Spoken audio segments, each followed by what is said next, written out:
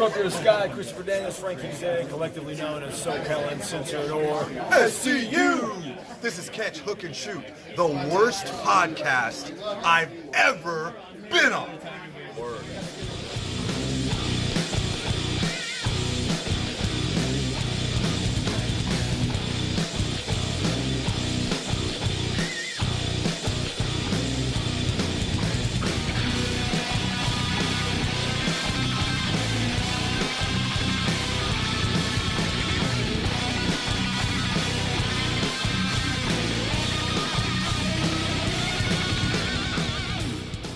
What's going on, everybody? Welcome to Catch, Hook, and Shoot, the best podcast you never heard of. My name's Tom. I am your host. I want to thank everybody for watching, listening, and subscribing on YouTube, Podbean, Spotify, Apple Podcasts, or wherever you get your podcasts from.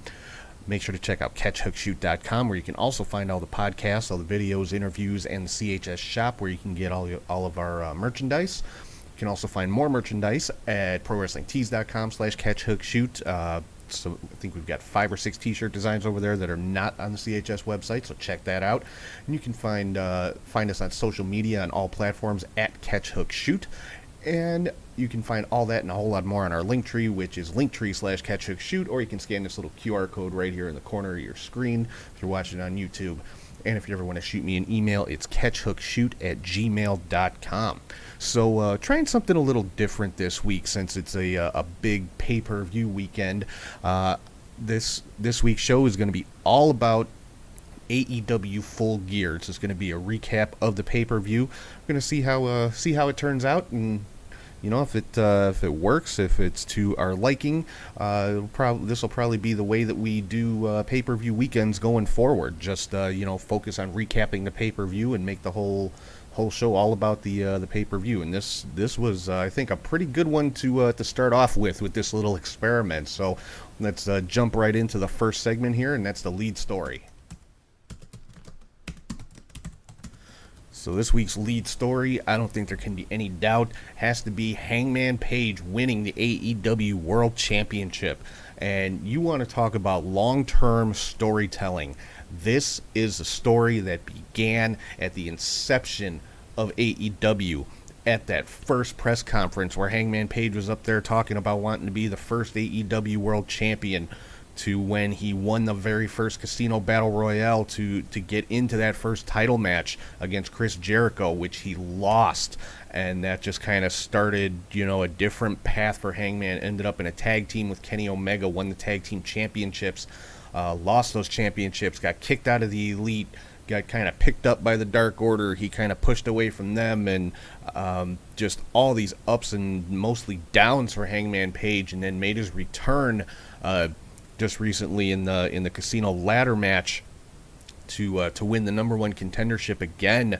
And finally, after 2+ years of storytelling and just building this story of Hangman Page, he finally defeats Kenny Omega to become the AEW World Champion.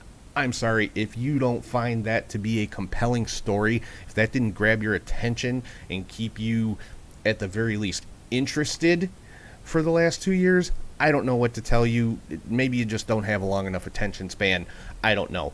But that is some of the best storytelling, long-term storytelling, that I have seen in professional wrestling in a very, very long time. When's the last time WWE did a 2-year story arc like that? I mean, I'm not saying it's never been done, but it's rare.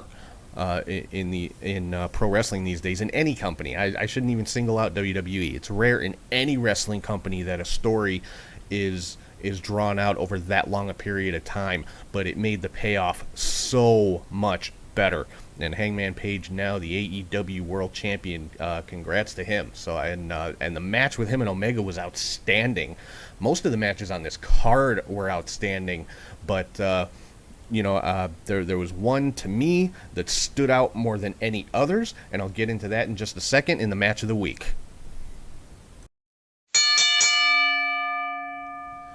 So, like I just said, a lot of matches on this, or all the matches on this card were just phenomenal, quite honestly. There was not a bad match on this show, But the one to me that stood out the most, that's the match of the week this week, is CM Punk versus Eddie Kingston. And these two guys beat the living hell out of each other, and it was fantastic. And there were moments where it looked like Kingston really was going to get the victory over Punk, but in the end it was CM Punk that got the victory. He extended his hand to Eddie Kingston as a show of respect after the match, because these guys they went to war in there. Punk got busted open during the course of the match, and it was just I'm not even sure what else to say. It was just a great freaking match. And Kingston, of course, rejected the handshake from Punk, so I don't think this one is quite over with. I'm thinking we may see another match with these two. I hope we do, because this one was amazing. So, Punk versus Kingston is the match of the week this week, and this is going to carry over into the top 3 highlights of the show, and that's coming up in the 3 count. Carrying over from the Punk and Kingston match, first up on the 3 count, Eddie Kingston basically knocks Punk out right at the beginning of the match before the bell even rings. The two guys come to the center of the ring, they're jawing a little bit, the referee's kind of giving last minute instructions, and Kingston hits Punk with the spinning back fist before the bell even rang and just knocked him flat out. And I honestly thought the match was over right at that point. I thought it was just going to be a quick 3-second match. I was expecting the ref to ring the bell, and Kingston to get the instant pin. That's why I say, there were moments in this match it looked like Kingston was going to pull it out on Punk. But like I said, Punk did end up getting the victory in what was just, in my opinion, the best match of the night. Number 2 up on the 3 count, Jay Lethal, making his debut at AEW Full Gear. He has signed with AEW. He, his Ring of Honor contract is done. Pretty much everybody's Ring of Honor contract is done at this point. But Jay Lethal is now officially part of AEW, and he instantly challenged Sammy Guevara for the TNT title, and that match is going to happen on Wednesday on Dynamite. I can't wait to see that match. I don't think Lethal's going to win the TNT title right off the bat like that.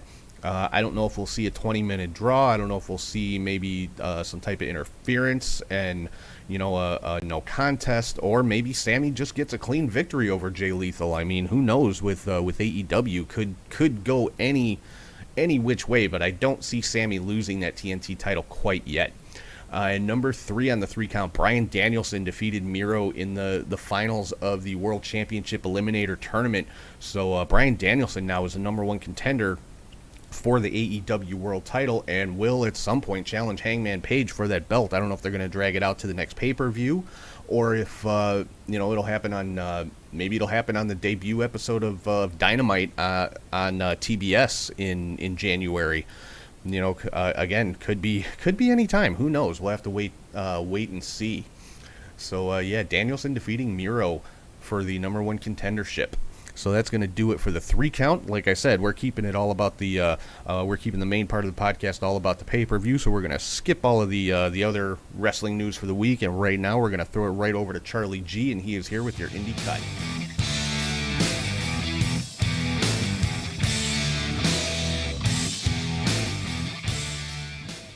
Thank you, Tim, and hey there, wrestling friends. I am Charlie G with this week's edited Indie Cut, as it was a busy time in the Indies.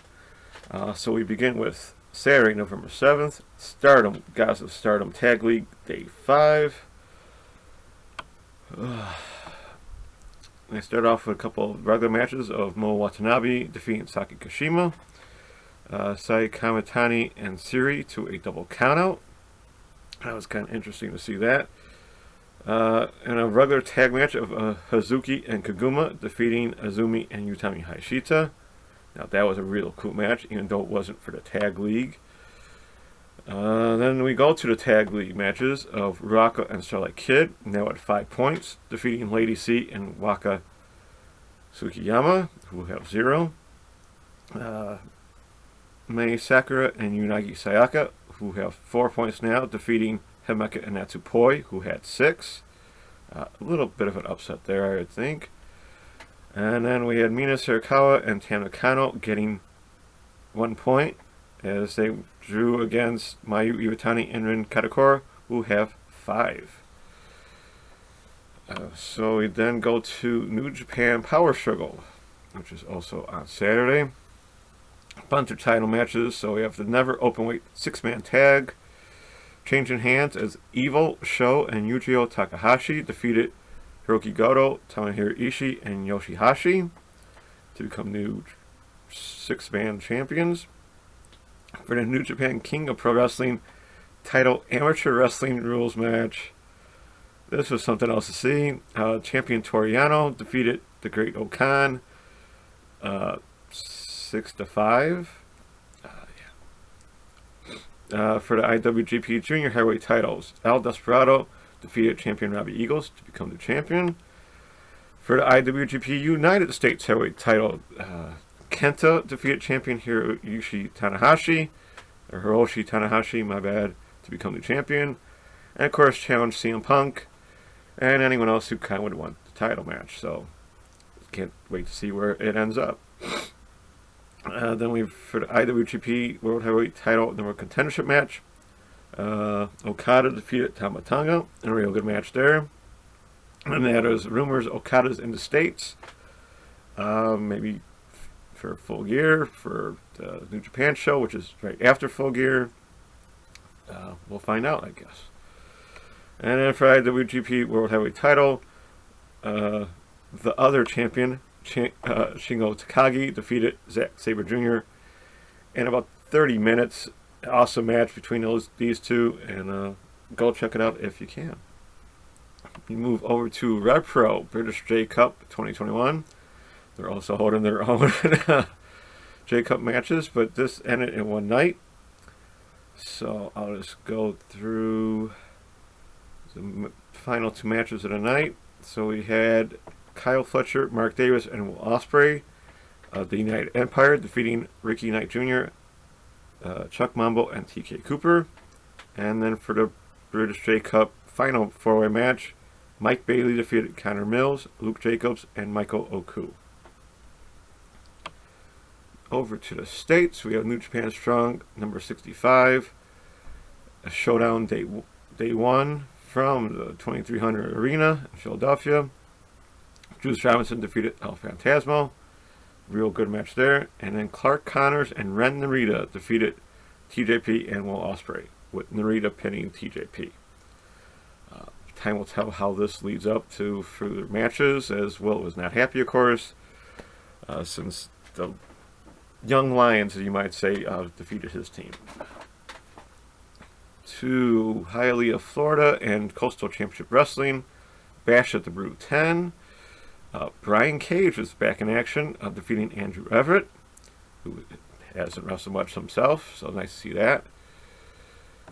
Way over to Pacheco, California, and All Pro Wrestling, East Bay Pro Wrestling, and Gold Rush Pro Wrestling all teamed up to put on their own Young Lions Cup, which was pretty much tag matches. So let's go through the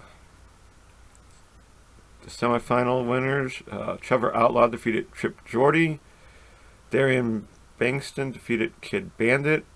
Nick Xander defeated John Wolfgang. And Juicy Finau, who won a losers 8-way match, defeated Surza. So in the final match, it was a 4-way. Juicy Finau defeated Darian Bankston, Nick Xander, and Trevor Outlaw. Nice to see Trevor out and about doing some more wrestling action. Go down to Mexico and AAA action. There was another Marvel match with Dark Black Widow defeating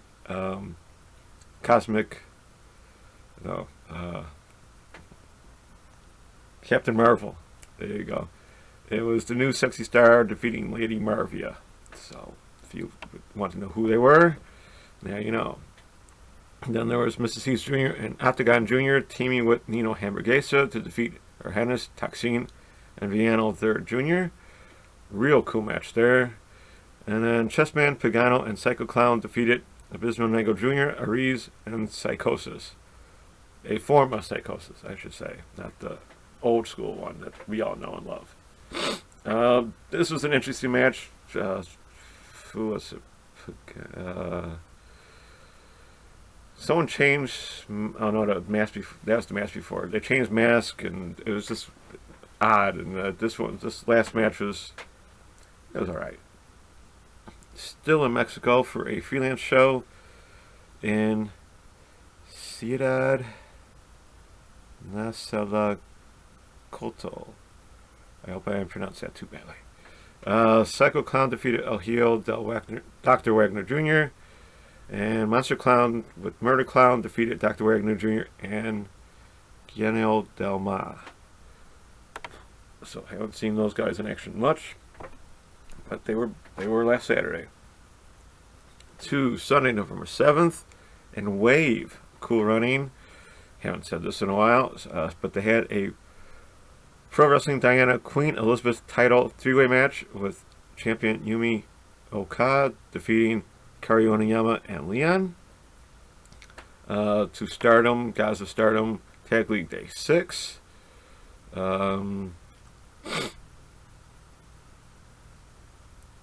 there's only... Oh, here we go.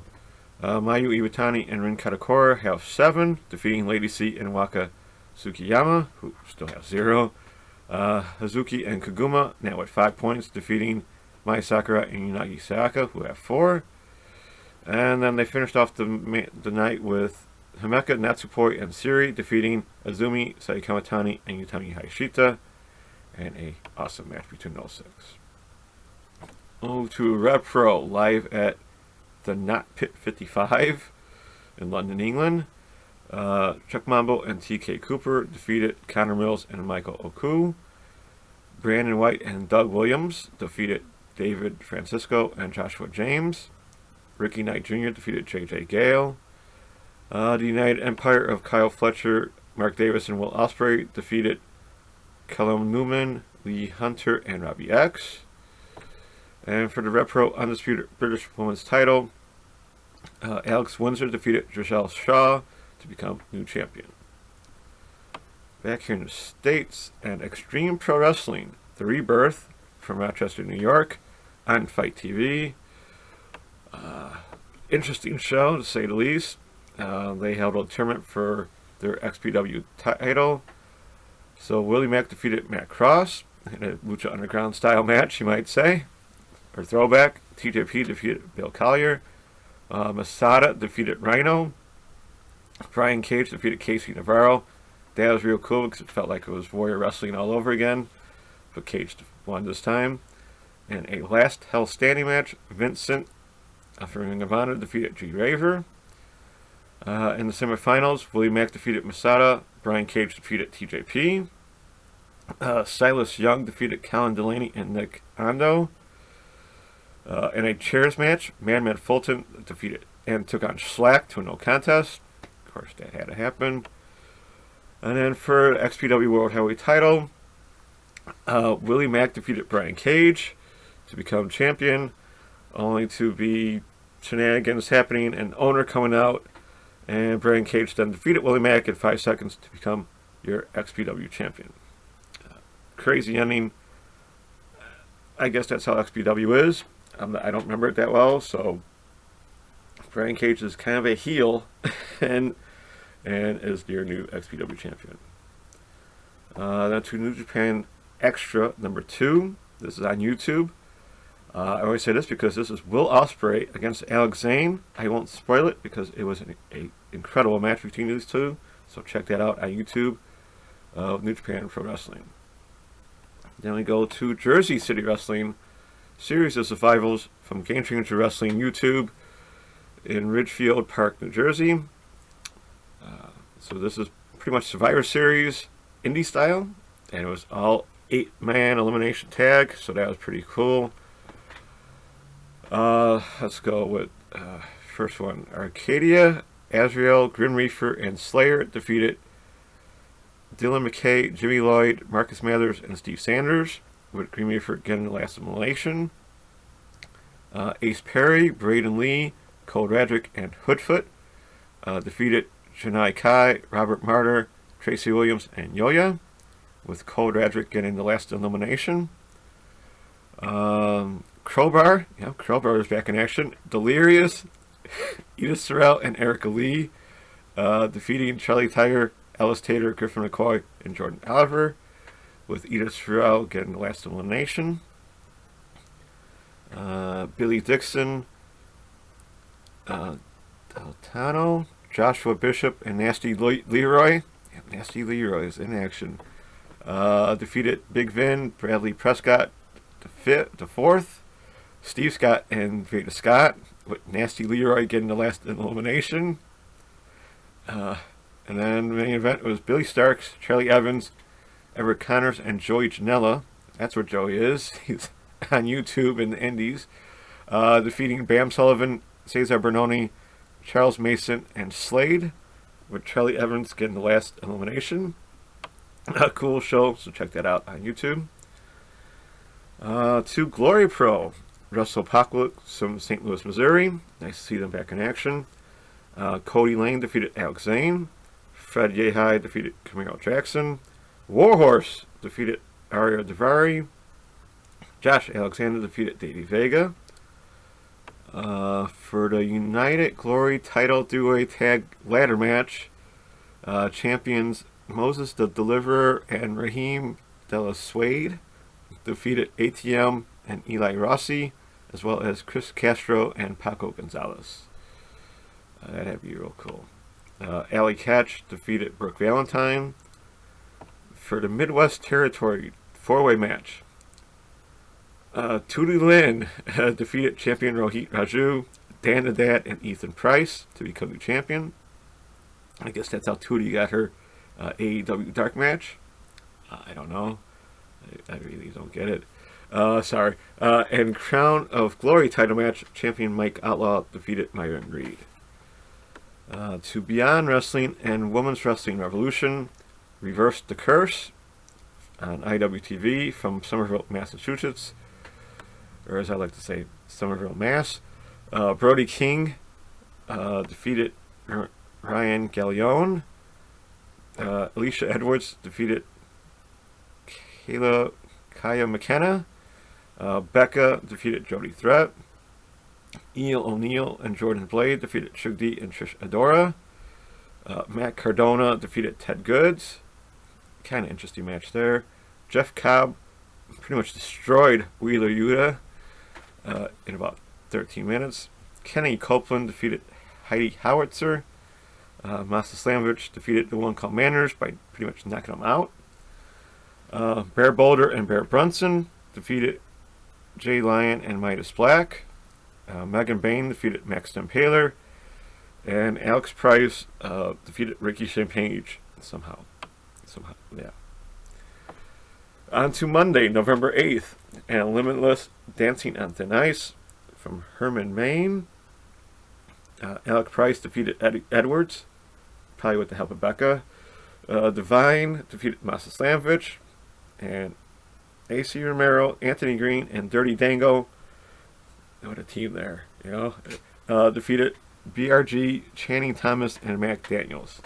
To me, Anthony Green and Dirty Dango would be a great tag team in any company, because they seem like they're very much alike. Same height, same style, same... You name it, they could be a great tag team, and maybe that's what this is leading to. To Tuesday, November 9th, and Tradition Pro Wrestling, Tatsumi Fujinami 50th anniversary, they never gave up tour in Tokyo. Excuse me. Whereas Hiroshi Tanzan, Satoshi Kojima, and Tatsuya Fujinami defeated the Great Muta, Akushi, and Kazuma Sakamoto. But please check that out. I want to check it out. That sounds like an awesome match there. Especially with all 6 of those guys. Pretty much legends. I'd like to see how they went for 17 minutes. Good on them, right? On to Wednesday, November 10th. And DDT. Anyway, I haven't said this in a while. And their Grand Prix Night 2 show. But this deals with the DDT Iron Man Heavy Metal title. My favorite, of course. So we had Hideki Okatani defeating champion Akito to become champion, which led to a six-way match of Kazuka Harada, Toru Arashi, and Antonio Honda, defeating Hideki Okatani, Akito, and Saki Akai, which then led to Toru Owashi defeating champion Kazuki Harada to become new champion. Jeez, I love that title. I still want it. I still want to win it somehow. On to Thursday, November 11th, Beyond Uncharted Territory, Season 3, Episode 6, from Worcester, Mass, on IWTV. Layla Hirsch defeated Divine. This is pretty much Ring of Honor show and Beyond teaming up, so just stick with me. Jorah Joel defeated Tony Deppen. A bit of a surprise there. Bobby Orlando, Bryce Donovan, and Cam Zagami defeated Eli Isom, Ryan Mooney, and the world famous Cheeseburger.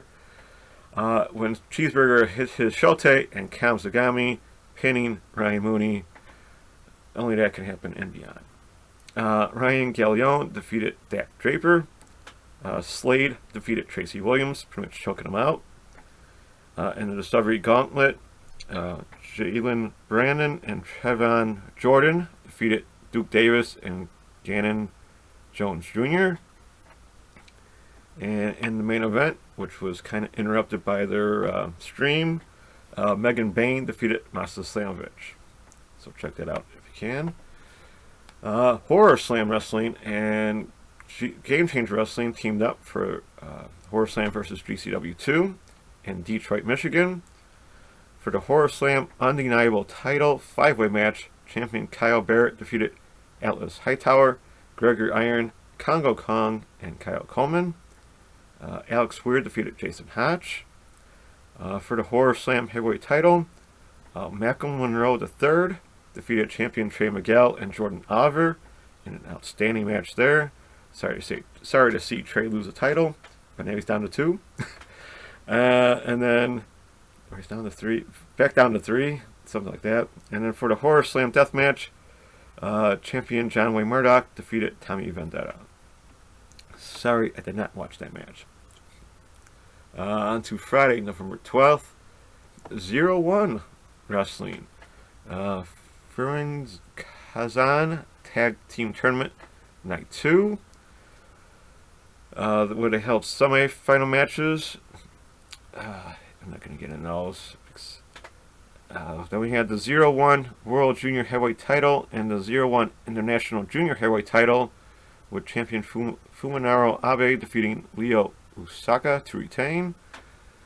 And then for the NWA Intercontinental Tag Team title, this is what the tag tournament was for about, where Gajo and Tomohiko Hashimoto defeated Hartley Jackson and Junya Matsunaga to become new champion. So the NWA Intercontinental Tag titles are back alive, you might say. So that's interesting to see. Back here in the States, in Game Changer Wrestling, Evil Deeds, still on Detroit, Michigan, on Fight TV. Effie and Matthew Justice defeated Alex Zane and Tony Deppen. Gringo Loco defeated ASF. Atticus Kogar and Eddie Only defeating Jordan Oliver and Nick Wayne. Probably some skewers involved in that one. Ellie Catch defeated Chelsea Green. Little upset there, I would say. Leon Ruff was back in indie action, defeating Braden Lee, Chase Burnett, Cole Radrick, Nate Webb, and Yoya. Alex Shelley defeated Matt Cardona, so that household was probably not happy. That was an awesome match there. In a death match, Rina Yamashita defeated Charlie Evans. That was interesting. I did watch that match. I wanted to see what the ladies can do. And then Alex Colon and Takeda defeated G. Raver and Jimmy Lloyd in an 11 minutes of bloody action. To House of Glory, Born Again in New York City, New York, on Fight TV. Ken Broadway defeated Rocky Romero. Violet defeated Evilise. For the House of Glory Crown Jewel title, three-way match, not a four-way. Low Key was back in action, defeating champion TJP and Charles Mason. That was awesome. Nice to see Low Key back in action. Of course, he was in a suit, so nice to see him. And he won a title on top of it, so cool. And then we had Will Ospreay defeating Amazing Red. This was restarted after a double pin when Ospreay hit Amazing Red. He fell over on him, got a double pin. They restart the match. As they restart the match, Ospreay hit a low blow on Red and then pinned him. It was an outstanding match until that ending. You know, he kind of turned on his old Chaos partner and that. So, you know, it is what it is with Ospreay right now. He started bad-mouthing the crowd. He then beat down Amazing Red, and Ken Broadway came out to help. Then TJP came out to help Ospreay. So it looked like there could be a tag match down the road. But before leaving, Will Ospreay said Red or Ken have to start over again against his friend. And his friend is Malachi Black. And that will be on December 11th. So the 10th, 11th, and 12th is going to be some ridiculous matches, shows all over the place, including Warrior Wrestling.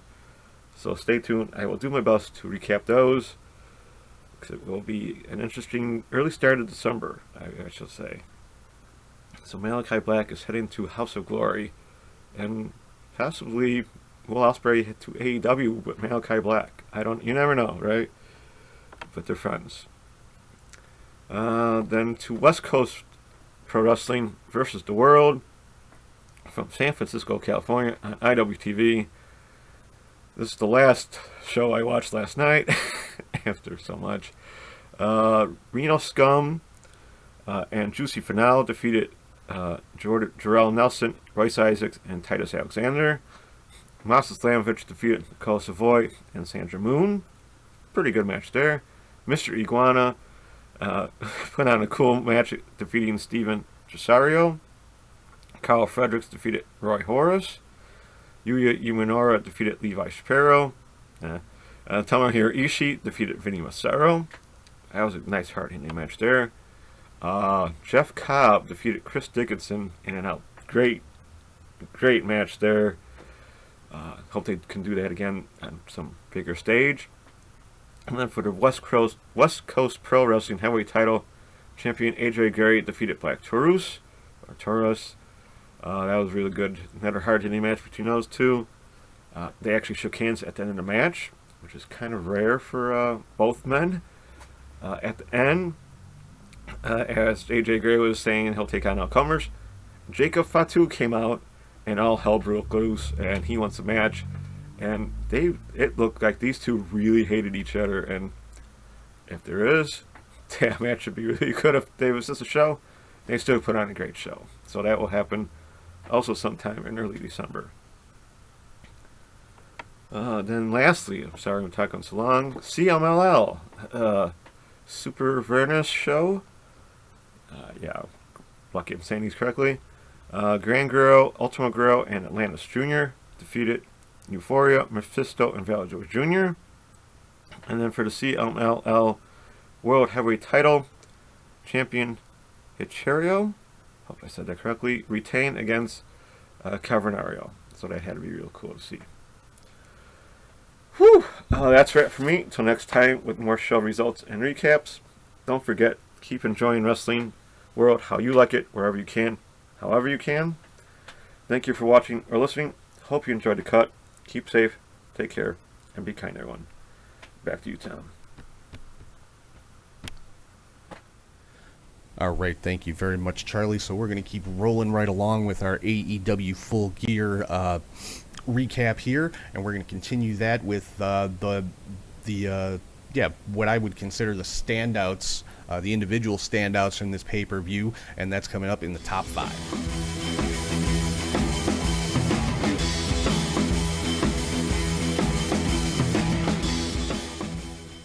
All right, first up on the top 5 has to go to Chris Jericho. The Inner Circle did pick up the victory over the Men of the Year and American Top Team, but Jericho with a very, very cool tribute to Eddie Guerrero at the end of this match.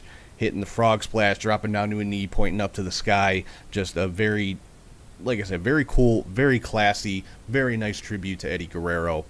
Number 2, got to give it to Bryan Danielson, like I just talked about a minute ago, winning the number 1 contendership for the world title. Number 3, Dr. Britt Baker, DMD, successfully defending her championship against Ty Conti in another just fantastic match between these two women. The the AEW women's division has caught a lot of flack since AEW started, but I think they're gaining a lot of momentum, and they're finding their footing, and the AEW women's matches and just women's division in general is becoming a very solid division. So, taking a little time to build up and find their way, so to speak. But I have no complaints about AEW's women's division. Number 4 or number 2, I guess, depending on how we're counting here. CM Punk, like I said, that match with Kingston was definitely the match of the week for me. Best match of the night. And just what else can be said about it? And of course, number 1, got to be Hangman Adam Page, brand new AEW World Champion. I already talked about the long-term storytelling involved in this one, and yeah, just an amazing match between him and Kenny Omega. Had the Young Bucks kind of getting involved, looking, and I'm thinking this might start a little bit of tension within the Elite between the Bucks and Kenny Omega, because the Bucks came down to the ring and didn't get involved in the match, and kind of gave a nod to Hangman Page, okay, you earned back our respect after he had been kicked out of the Elite. And so I'm curious to see what's going to happen within the Elite between the Bucks and Kenny Omega after this one. But yeah, number 1 on my top 5, Hangman Adam Page, your brand new AEW World Champion. So next up, I get to play armchair promoter here, and I think I've got a pretty good one, which I'm pretty sure we're going to see at some point. So yeah, this is the Fantasy Booker.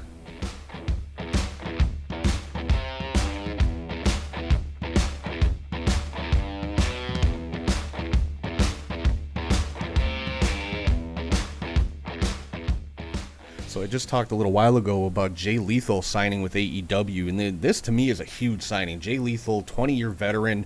He's been, was a big part of Impact, has been just a staple of Ring of Honor for many years, has done pretty much everything there is to do in Ring of Honor, and he's now a part of AEW. And one match that I really want to see that, I'm sure we're going to see somewhere in the near future, Jay Lethal versus Kenny Omega. Jay Lethal, one of the best in-ring performers in the world. I don't care what anybody else has to say about it. I don't think there is any argument to be made that Jay Lethal is one of the best wrestlers in the world. Kenny Omega, has been an ongoing argument for a few years that he is the best wrestler in the world. And I think the two of these guys could potentially put on, if you want to use the star scale, these guys could put on a 8, 9, 10 star match easily. So I'd love to see the two of them in the ring together, and it's not so far fetched. I think we will probably see it somewhere down the line. It's just a matter of when. So yeah, Fantasy Booker this week: Jay Lethal, Kenny Omega. Tony Khan, book it, please. Somewhere, anywhere, I don't care. Put it on Dynamite, put it on Rampage, put it on a pay-per-view, just book it. Because, any true wrestling fan is going to have a blast just watching that match. So, let's get into the last segment of the show here, where I kind of espouse a bit of a controversial or unpopular opinion, and that is my weekly hot take.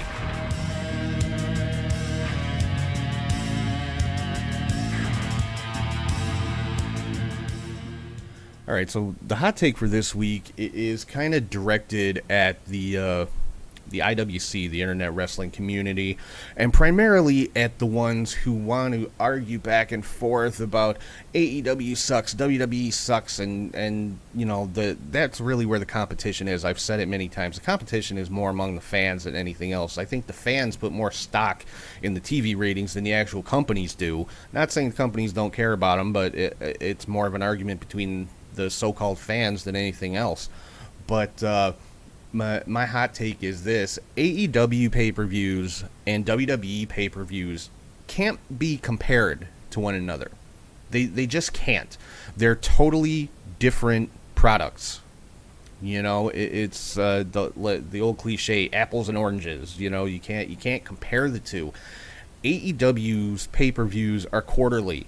You know, we only get an AEW pay-per-view every 3 months, and you can't compare those to WWE pay-per-views where we get at least one a month. You know, you just can't make the comparison, because AEW is more about quality, as in, you know, the longer term storytelling, the in-ring product, the wrestling, and that kind of stuff. That's what AEW is about. AEW is about quality. WWE is about quantity. You know, at least one pay-per-view a month, sometimes two, depending on what the month is and where the pay-per-view dates fall. But you know, and I'm not saying WWE doesn't put out a quality product. I mean, sometimes it's a little questionable, in my opinion. You know, I'm not the biggest fan. I'm not as invested in a lot of the WWE stories as I am in AEW stories. But WWE is all about creating hours of content for their network, or for, you know, which is on Peacock now.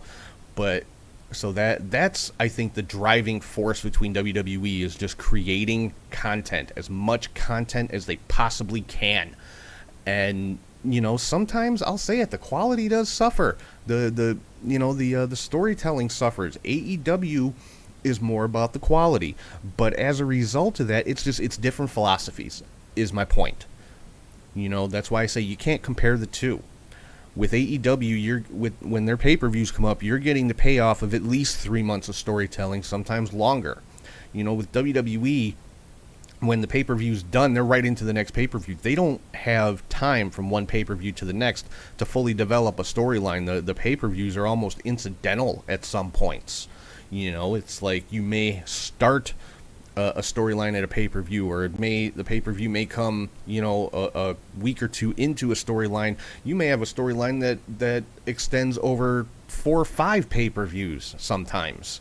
So, you know, it's a different philosophy. It's a different way of doing things, and people that try to compare the two of them, it's a reach at best. You can't really say that, you know, WWE does better pay-per-views than AEW, or AEW does better than WWE. I don't think they can be compared in that way. You know, obviously, of course, you can like one more than the other. Like, you know, you can like Full Gear more than you like Survivor Series coming up in a couple weeks. But, you know, to say one is just definitively better than the other, I don't think you can, because I don't think they can be compared in that fashion. So that's my hot take for the week, is AEW and WWE pay-per-views cannot be compared, because they're two totally different, distinct products. So that's pretty much going to finish things up for this week. Hope you guys enjoyed kind of the new pay-per-view week format. We'll try it again when Survivor Series comes up. Let me run down just the rest of the results of the card here real quick before we sign off, though. On the pre-show, we had Hikaru Shida and Thunder Rosa picking up a tag team victory over Jamie Hayter and Nyla Rose. MJF defeated Darby Allin, which this was another fantastic match. Of course, MJF had to, you know, use a cheap shot with his Dynamite diamond ring, so I don't think we've seen the end of this rivalry.